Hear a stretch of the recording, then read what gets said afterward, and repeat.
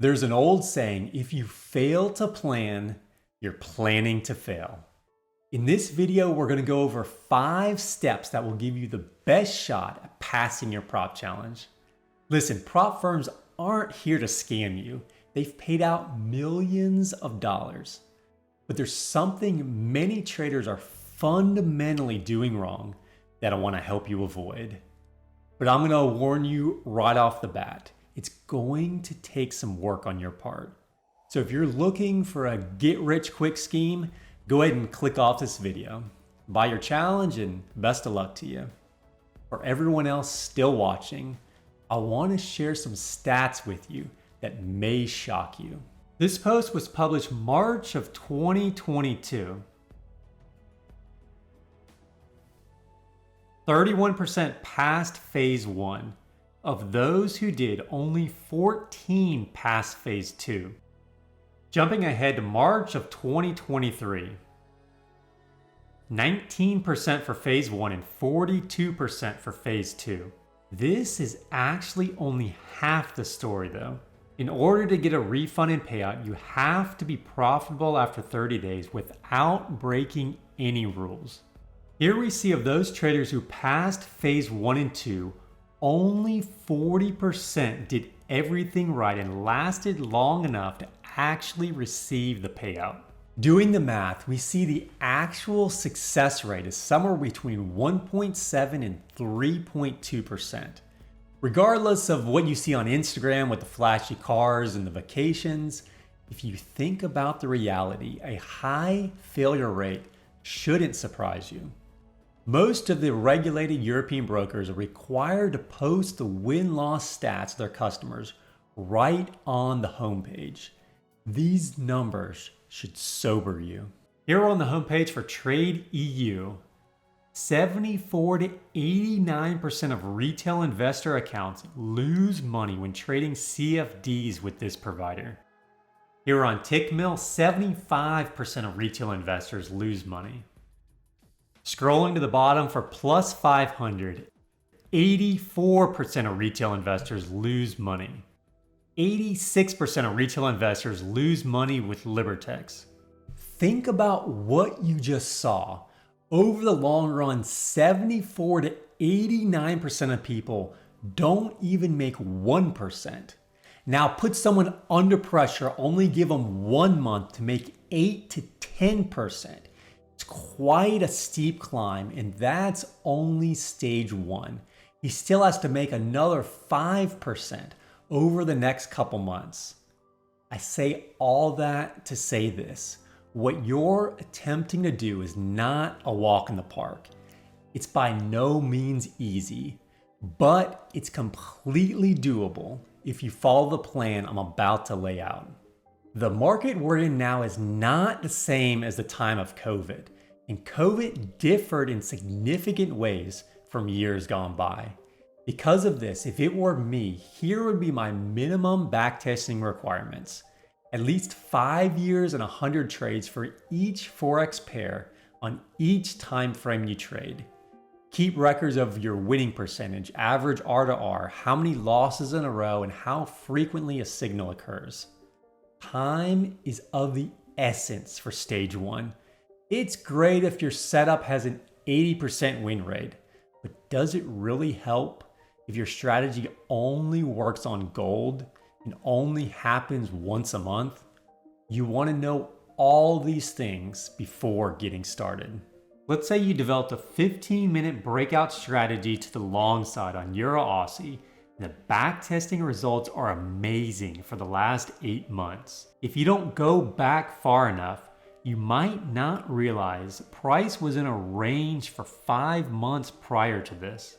Or zooming out even further, price was actually in a downtrend for 2 years. You want to make sure your strategy works in different environments and is not overfitted to one particular situation. It's better to be prepared with both eyes open than to have a false confidence in your strategy.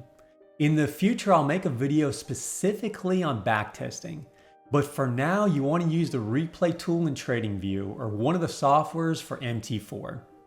If your strategy isn't profitable when there's no stress or money on the line, there's no sense in trying a challenge. Backtesting is essential, but it's not enough to make sure it works in the live market. What I'm going to suggest for stage 2 is controversial and may surprise you. Backtesting isn't enough. You need to make sure the strategy works in today's market. Step 2 might sound counterintuitive, but I'm going to suggest you skip the demo account.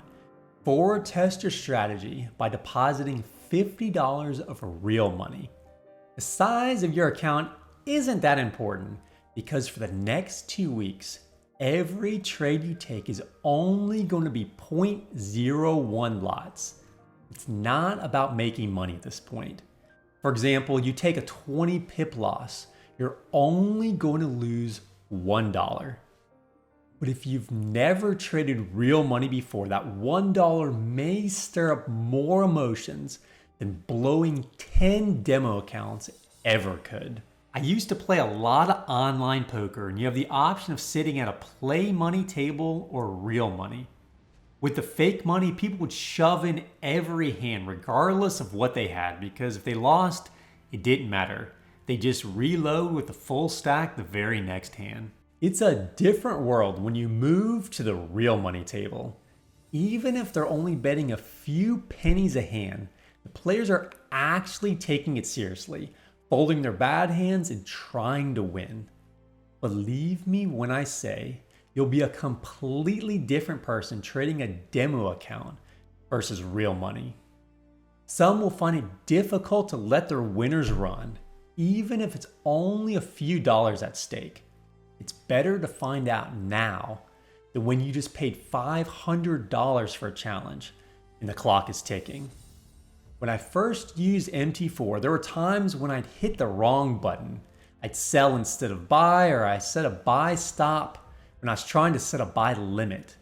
So stage 2 is depositing a small amount of money, getting familiar with the MT4 software, and only trading 0.01 lots for 2 weeks. Moving on to step 3, I'd say this accounts for over half the failures. Going through the FAQ is a simple thing to do, but is often overlooked. Compare prop firms and actually read the trading rules. It only makes sense to know what you're getting into. You'd be surprised at how many people blow their accounts by violating rules they didn't even know existed. For example, some sites let you trade the news, while others you automatically lose your account. Another one is every site has their own way of calculating your drawdown. Some trail it from the highest profit of the day, while some only consider your beginning of day equity. Take this trade for example, getting 3-1. Price dances around, break even, slight push up. If we break above the high, we'll move the stop loss to break even. Trade is still looking good, and then takes us out. With one prop firm, you could have closed the trade at break even and moved on. With another, you would have violated the daily max drawdown because they trail from the highest equity of the day. This would have been a hard breach and it would have been game over for you. Pay attention if you can hold trades over the weekend. Some require you to enter a stop loss at the time of entry. Others don't care one way or another. In the same way, double check their policies about using EAs or trade copiers. In future videos, we'll go over some of the hidden pitfalls that trip up traders, but it's ultimately your responsibility to read the FAQs, contact support if something isn't clear. Let's assume you've done steps 1 through 3. You've backtested, you played around with real money, and you understand the rules. Is this the moment you've been waiting for? Are you ready to take the funding challenge? No, there's one more thing you need to do. Step 4 is to replicate all rules and successfully pass steps 1 and 2 with a fully funded personal account. Let's say you have a bankroll of $500 or $1,000 and you want to take the 100K challenge, which costs $500. We already know the failure rate is high, and if you jump into the fire and have to pass it on your very first or second try, the pressure is too much for most people. Your trading style is likely to be different than what you practiced in your backtesting, and you're going to fail. So what do I mean by a fully funded account? I would have a minimum of 5 times the buy-in. 5 times 500 is $2,500. Step 4 is to deposit the full amount in your personal account you used in step 2. For the next 30 days, you're going to follow all rules, and you have to make 10%. Let's say 2 weeks later, you hit your profit target and your account is up an additional $250 for $2,750 total. You're ready to take the step 2 challenge, which requires around 5% within 60 days. Assuming you're successful, your account is now at $2,888. Not only do you have more experience and confidence knowing you have what it takes to pass the challenge, but you have an extra $388, which is more than 75% of the cost of the challenge. On the flip side, let's say after a month, your account went from $2,500 down to $2,400. Instead of being out the full $500, you're only down the $100 you lost. Restart the clock with $2,400, and for the next month, try again to make 10%. At any point you violate a daily drawdown or one of the other rules we mentioned in step 3, restart the clock to day 1. Let's say your account goes from $2,400 to $2,640 when you make 10%, but in step 2 you lose $140, so you're back to $2,500. Restart at step 1, not step 2. The bright side is you've failed 2 challenges, but your balance is still $2,500. Going live with a prop firm, you would have already donated $1,000 to them. And just imagine how much more frustrated and stressed out you'd be. With this method, you now have experience. And the only thing you've lost is time. Going back to the situation where you have a bankroll of $1,000 and you want to take the 100K challenge that costs $500. Either you need to sell things on eBay, save up, or look to start at the 10 or 25K level. If you follow these rules in the not too distant future, you'll see yourself stacking up 100K accounts, start to make real money. Prop trading is a marathon, not a sprint. Start where you're at and build from there. For now, focus on the process and do everything you can to be ready to take the challenge. No matter how well you prepare with your back and forward testing, 10% in a month is no easy task. But thousands of people have done it, and you can too. It might take 2 or 3 tries, but the upside will make it all worth it. Step 5 is finally what we've all been waiting for. Pay for your challenge and crush it. I'm going to have many more videos comparing prop firms. We'll also go over some tips and tricks on what to do after you've passed steps 1 and 2 to make sure you actually keep your account and get your first payout. So make sure to subscribe. Comment down below any experiences you've had with prop firms or questions you have. One thing I want to mention is a free EA that'll automatically calculate your lot sizes.